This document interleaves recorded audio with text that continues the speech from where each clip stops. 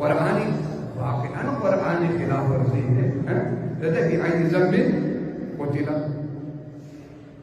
باقی سوال ہے کہ ای ذنب قتل یعنی چی گناہ کی کہ بلکہ نے قتلو غارت ہوئی نہیں یعنی صرف فلسطین میں عزیزان گرامی یعنی یعنی ایسی ہے پاکستانی میں کس نالے واقعاً ہر سال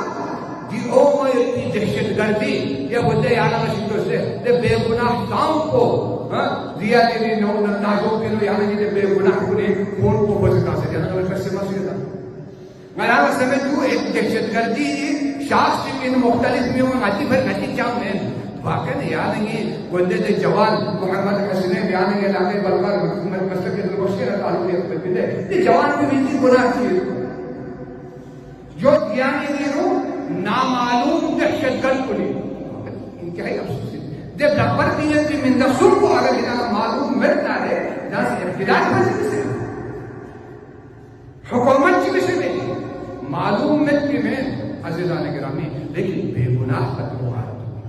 جدی کسا اگر گنا میں کس سے مسئلہ ہونا ہے جب کسا یعنی ملا اسلامی جب معنی و مفہوم کو دکھا ملا ایک ظالم کی خلاف ملا اسی بیا اتنی اعلان کی اسے ملا مسلحت کی شکار سے ہونا ہے پھر دیتے یعنی یہ اسلام کو بھی فائدہ تھی یعنی یہ ایمان کو بھی فائدہ تھی ملا جدی مقصود کی فلان قوم سے واقعا اسلام ایک قوم چیز ملالو قوم سو سے قوم دلے سے کوئی پنچا منفعت ایک ہے اس قوم کی نقصان بھی ہے واقعا اگر قوم کا فائدہ ہونا رہے ملن گمل فائدہ ہے قوم کا نقصان ہونا ملن گمل نقصان ملن قوم کی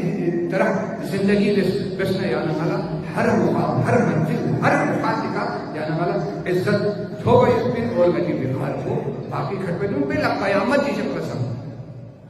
جنہیں گلا اسی سے روئے پروردگار